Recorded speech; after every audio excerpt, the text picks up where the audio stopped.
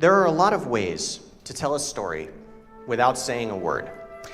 You can paint a picture, you can do a dance, you can take up mime if you want. Or you can give yourself a real challenge and try to tell a familiar story entirely through music.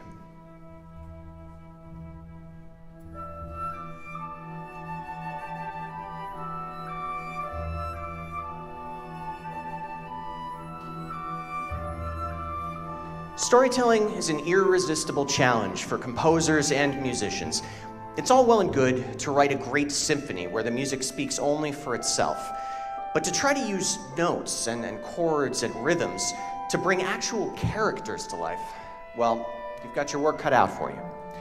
And every composer who's tried it has had his own special way of making it work. Take the French composer Maurice Ravel, whose music we're listening to right now. Ravel was a master musical storyteller, but he didn't tend to bother himself too much with details. His aim was to create an entire sound world, sometimes big and lush, other times, like this, quite spare, that would sound to his listeners like a broad outline of the story he was telling. In this case, that story is Sleeping Beauty, and you can hear the spirit of that fairy tale in Ravel's music. Quiet, wistful, and intensely subtle.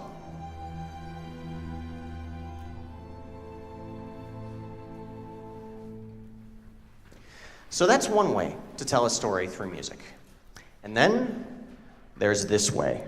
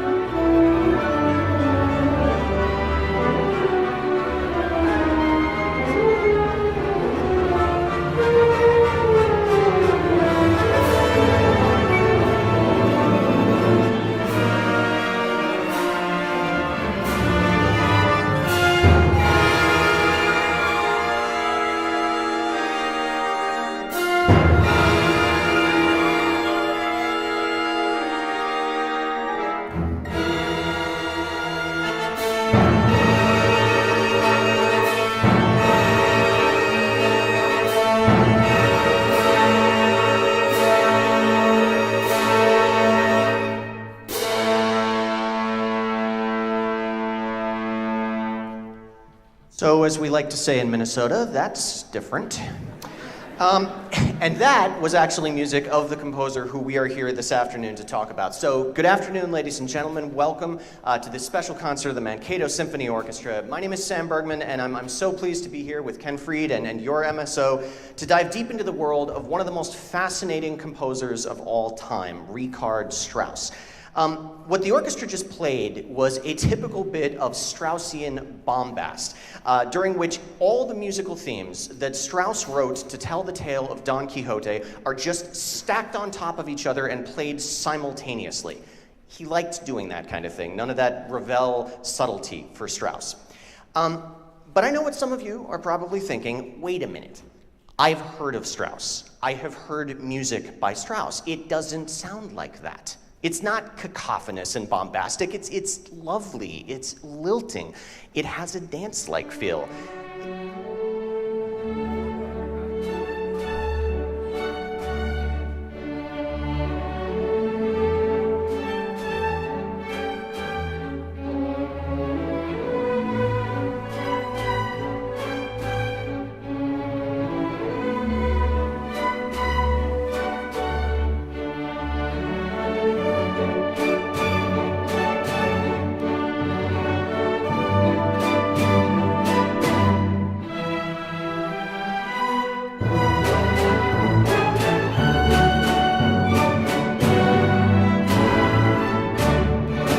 Right, okay.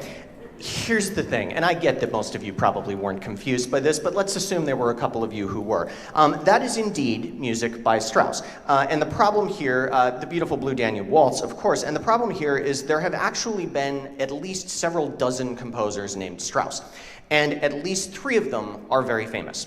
2 of those, both of whom were named Johann, were father and son, of course, and it was Johann Strauss Jr. who wrote that Blue Danube Waltz, which of course today we all associate with spaceships and a computer who's trying to kill people.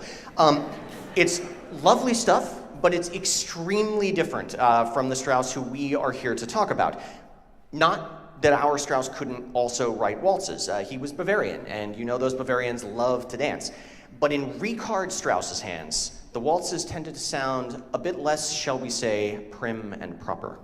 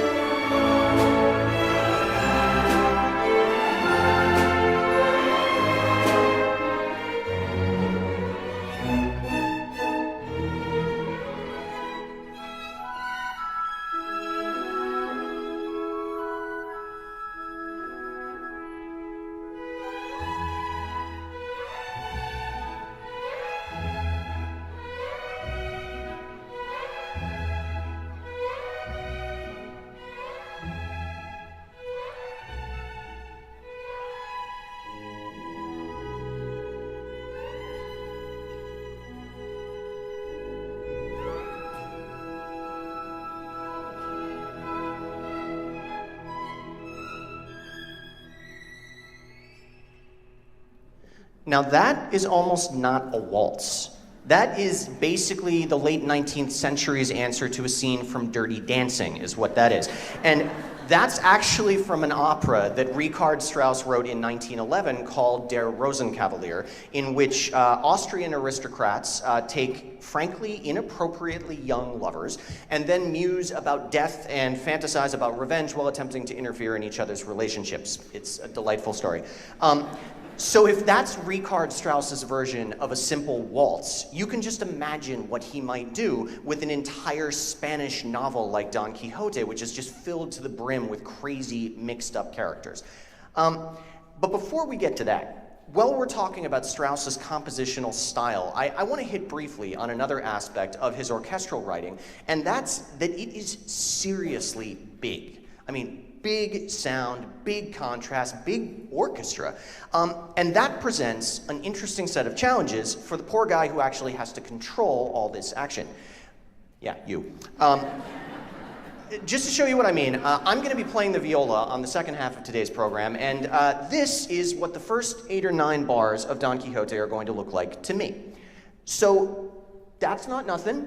I've got some stuff to pay attention to. I've got some directions, dynamics, plenty of notes. But just for contrast, here is what Maestro Freed is going to be looking at as we start the piece.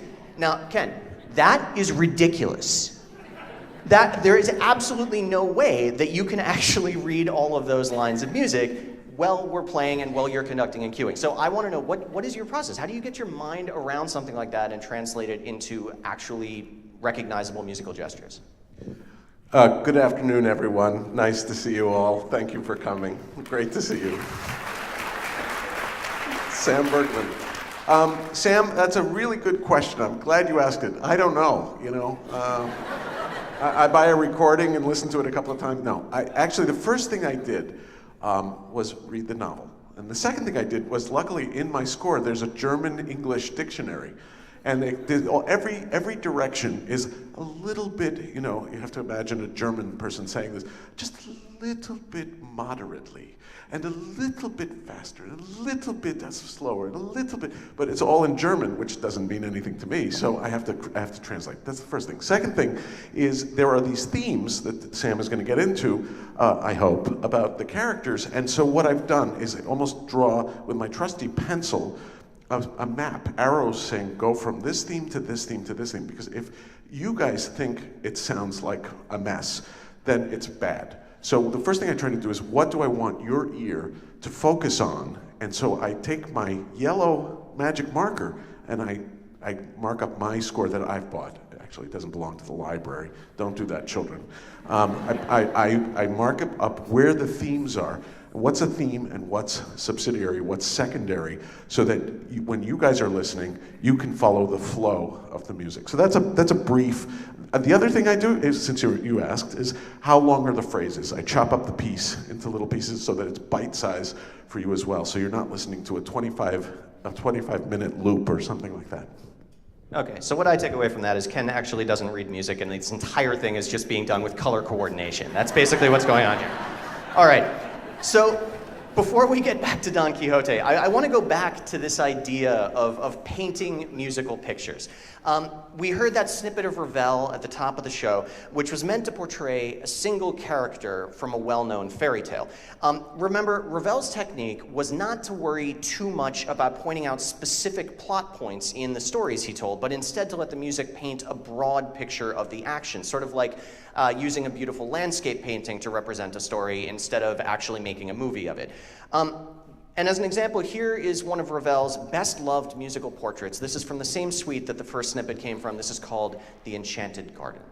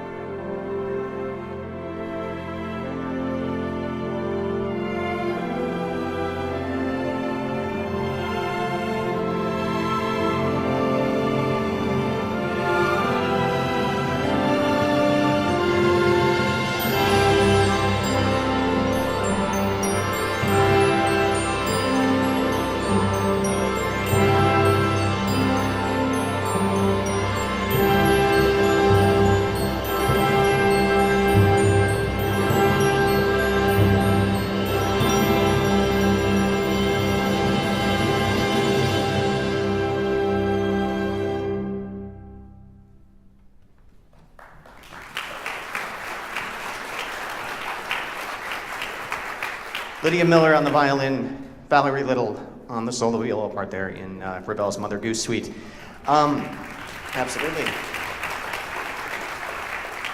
It's incredibly evocative music that Ravel wrote, but you know, it's one thing to try to paint a landscape with music. It's another thing entirely to actually get into the details of a complex story. And one of the best ways to do that, as Strauss well knew, is to give every character a special theme and maybe even a designated instrument.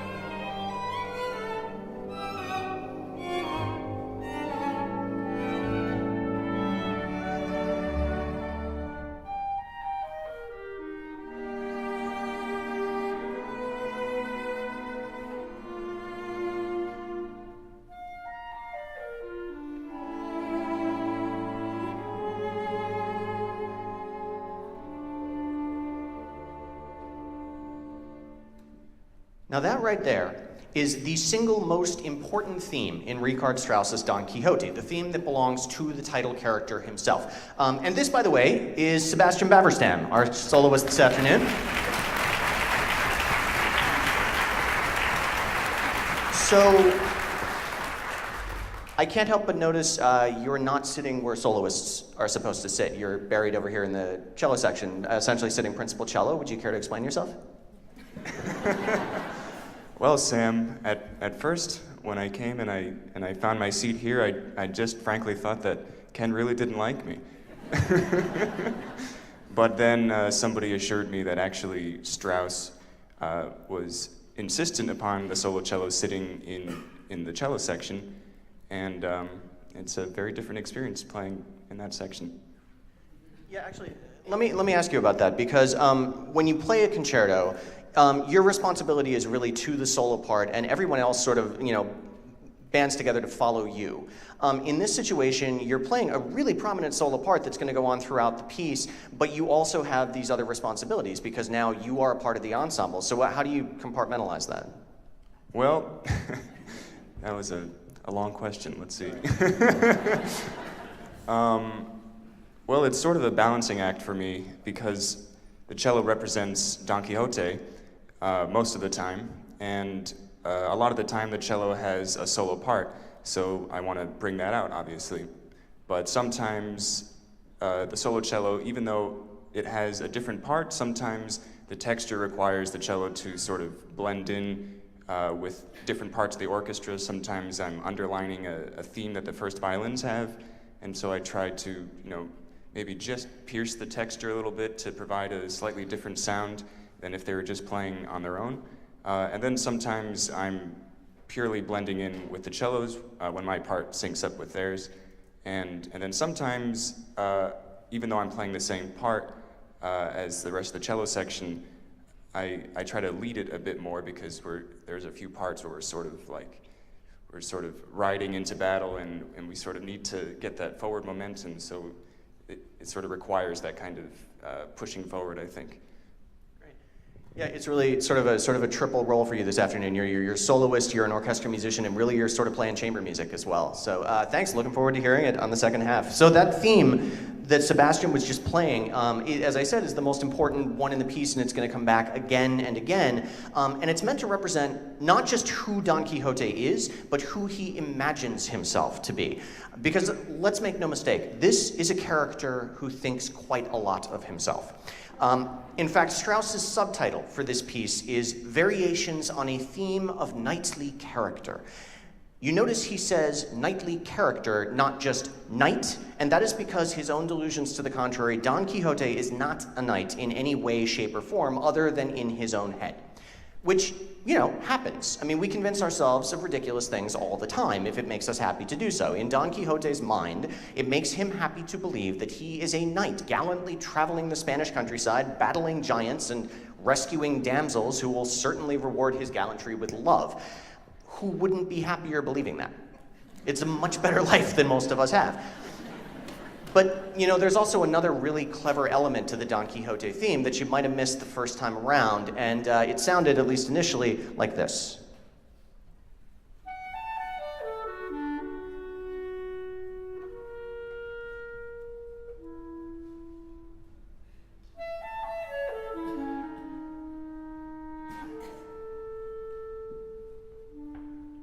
Right. Now, that clarinet line, which again is going to come back pretty much anytime you hear the Don Quixote theme, is meant to depict our hero's generally unstable state of mind, which you might not get just from the way the clarinet plays that descending line. But listen to what Strauss does when the entire orchestra joins her.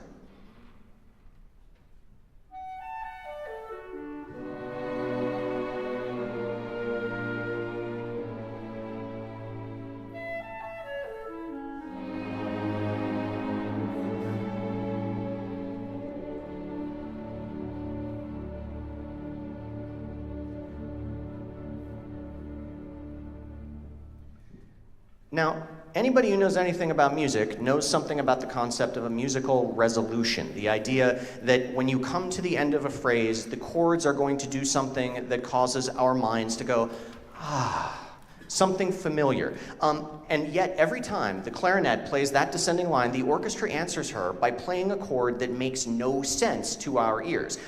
Because we know that about music, right? It's made up of chords. When you put them in a certain order, they sound familiar, and we call that music. But when you suddenly drop the wrong chord into a sequence, it can be jarring or even funny, and Strauss makes full use of that with this clarinet line. He's just subtly reminding us that, well, Don Quixote might be the protagonist of this story, he's not exactly the sharpest tool in the shed. But anyway, that's his theme song. And speaking of theme songs, I think it's worth addressing one potential elephant in this particular room, and that is the way that American popular culture has this habit of dominating our perception of almost everything we encounter in the world, especially fictional characters and stories. It's entirely possible that a lot of you walked in here today never having heard a single note of Strauss's take on Don Quixote. But you probably knew the name Don Quixote, and some of the story at least, and if you had in your head a theme song that went along with that, I'm guessing it was this.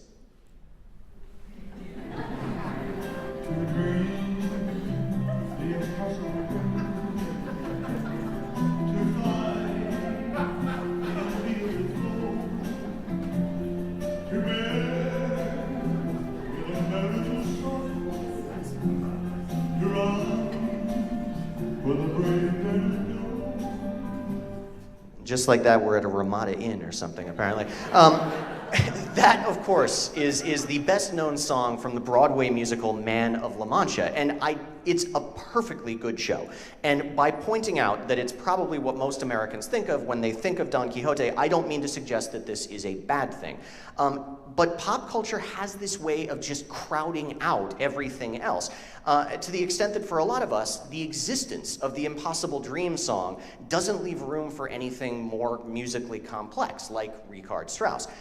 To put it another way, if you're a parent, say my age or older, and you grew up reading the Winnie the Pooh books, you know for a fact that Winnie the Pooh looks like this, right?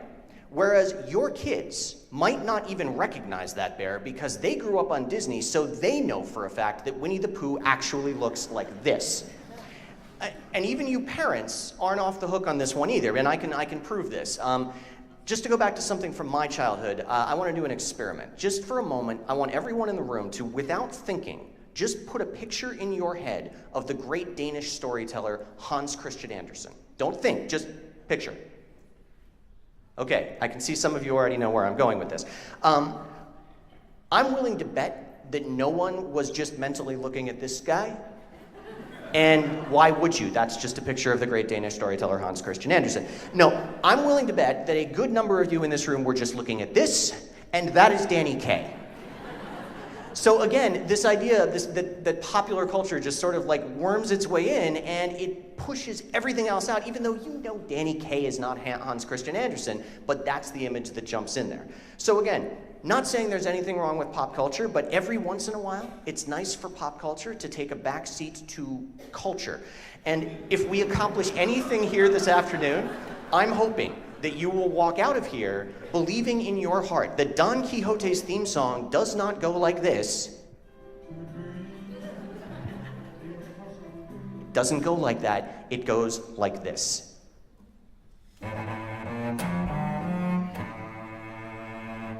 Can you do that one more time? Just.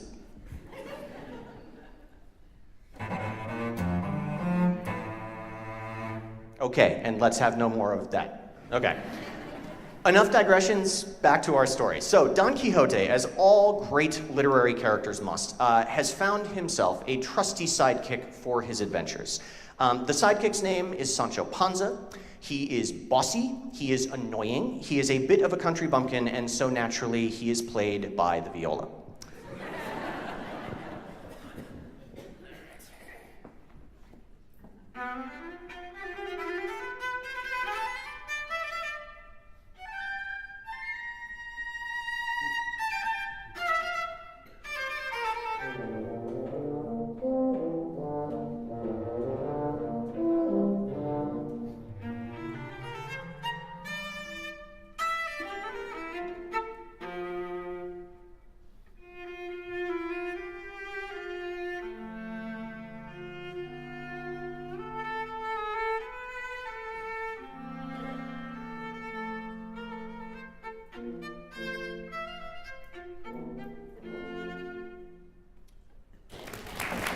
Thank you very much.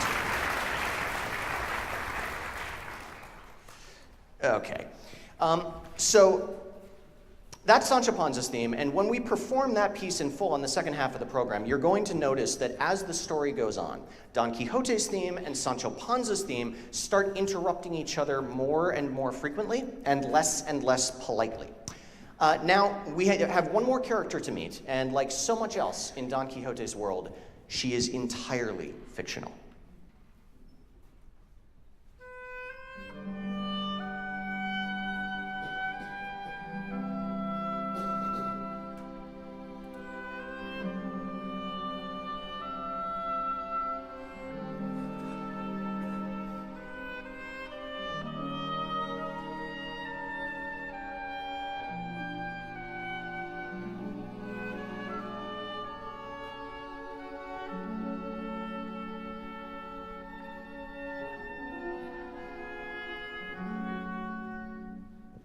That's Megan Dvorak on the oboe, by the way. And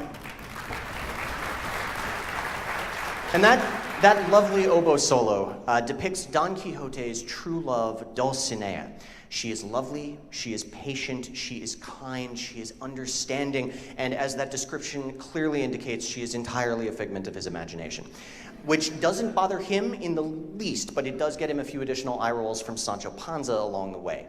So we have all of our characters, they're all nicely musically delineated, and for the first few minutes of the piece, Strauss just introduces us to them and also provides a musical depiction of Don Quixote's descent from normal guy with dreams of chivalry and romance to seriously troubled dude who thinks he's a knight.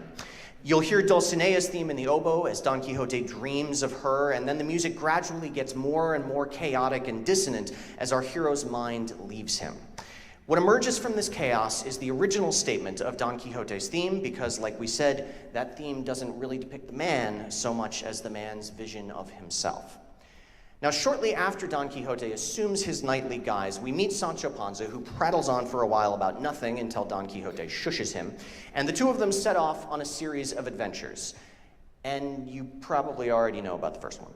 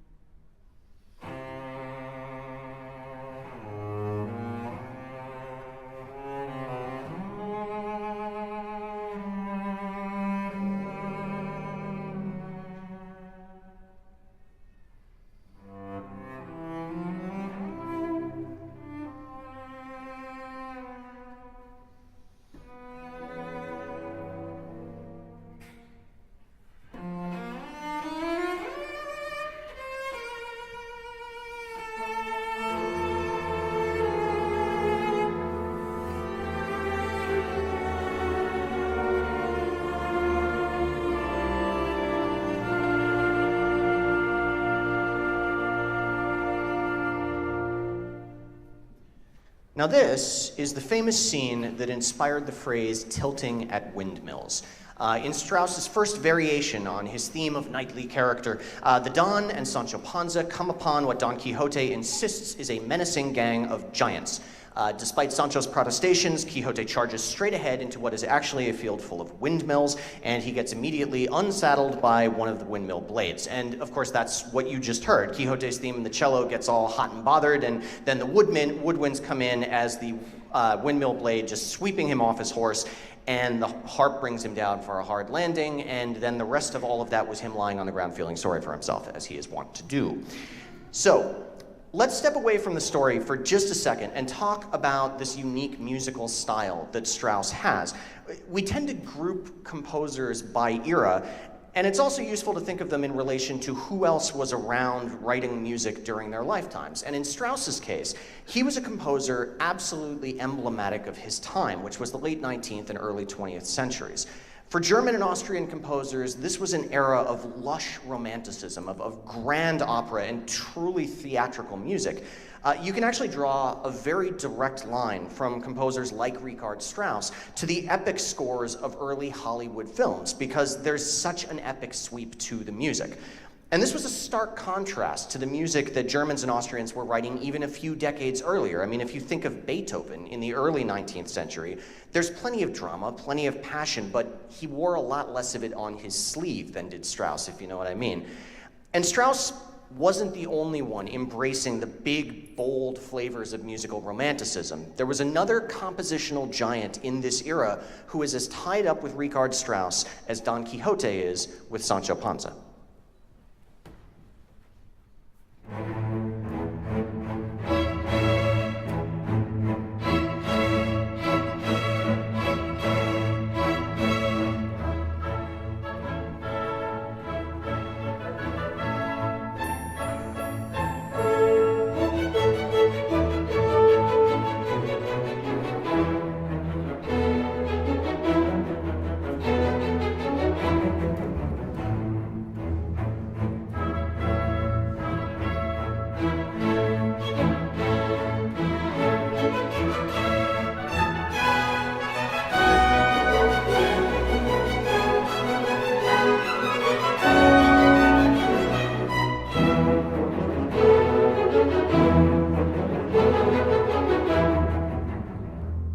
Now that's music of Gustav Mahler from his first symphony. Mahler and Strauss were unquestionably the twin musical titans of the early 20th century, and they were literal rock stars in cities like Vienna and Berlin.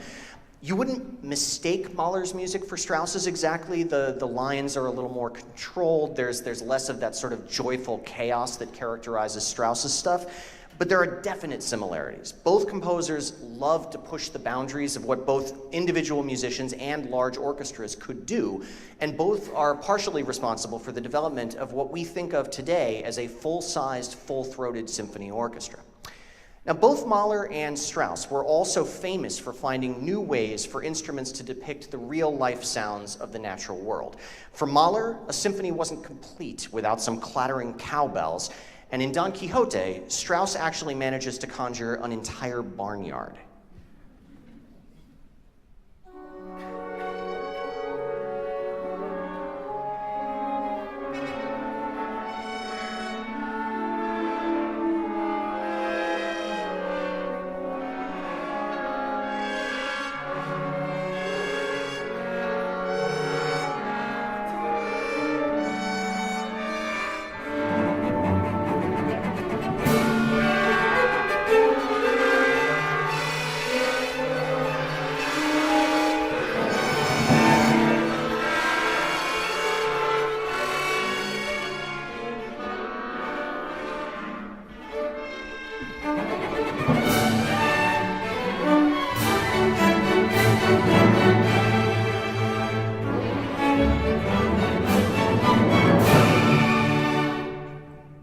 That might be my favorite part of the piece, just for sheer evocativeness.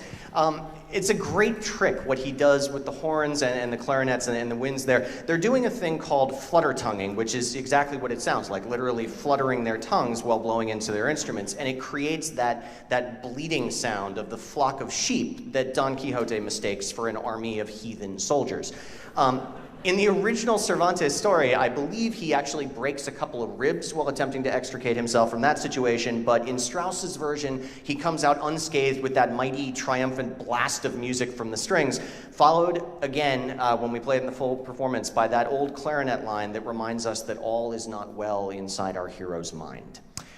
The action continues in this same general vein for a while. Don Quixote comes upon something totally innocuous, decides that it is actually an imminent threat, shoots first, asks questions never, and is eventually bailed out by Sancho Panza.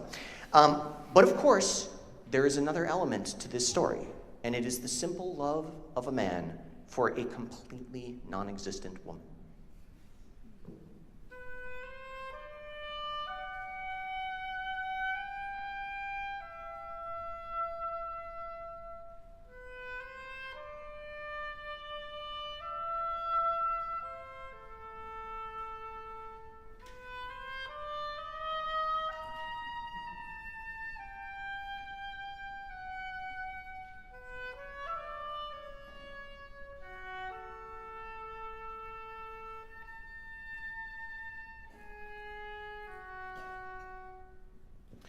All right, so you all remember that theme in the oboe, Dulcinea's theme. Well, as it happens, Don Quixote starts to get a little restless about Dulcinea's failure to actually appear and be swept off her feet by his gallantry.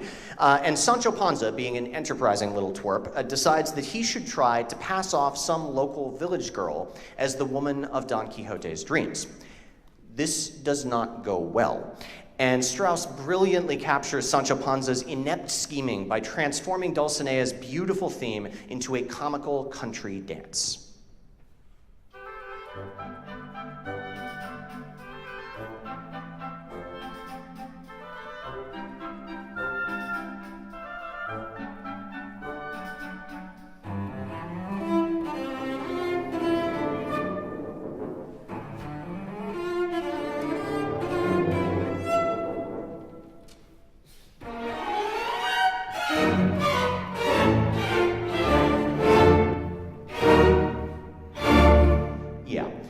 Don Quixote may be delusional, but even he is not going to mistake that for his would-be girlfriend. This scene, by the way, takes place about 2/3 of the way through the piece, and you would think that by this time, Don Quixote would be getting a little tired of losing battles to imaginary enemies, but he isn't. So he goes on to pretend he has a flying horse, loses a battle with water, and he attacks two completely defenseless and innocent bassoons for no reason whatsoever.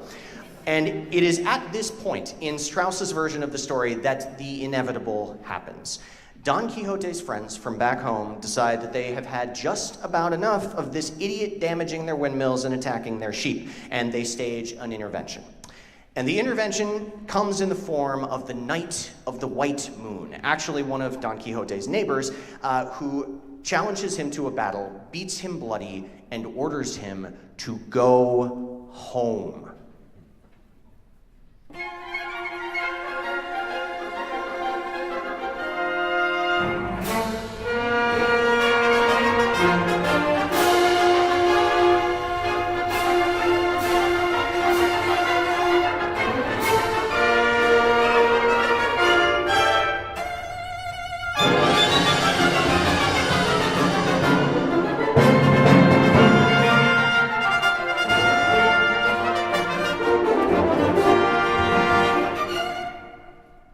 One of the best parts of that is that moment in the middle of that relatively short battle when the cello literally screams as Don Quixote starts to realize he's not going to win this one. And of course, you know how stories like this have to end, right? With Don Quixote's adventures officially at an end because of the charge of the Knight of the White Moon, and his delusions of knighthood are really actually starting to leave him at this point, his life doesn't really seem to have too much meaning anymore. He starts sleeping in a lot, and then a fever sets in, and like all tragic heroes, Don Quixote sets about dying. Also, like all tragic heroes, he really takes his time about it, by the way. There are going to be at least 6 times in the last 5 minutes of this piece when you are dead certain that our hero has breathed his last, and then he's going to go on a while longer. And when he finally does let himself slip away, it's not with a bang, it's not with any sort of great dramatic sweep. It's, Sebastian, would you mind?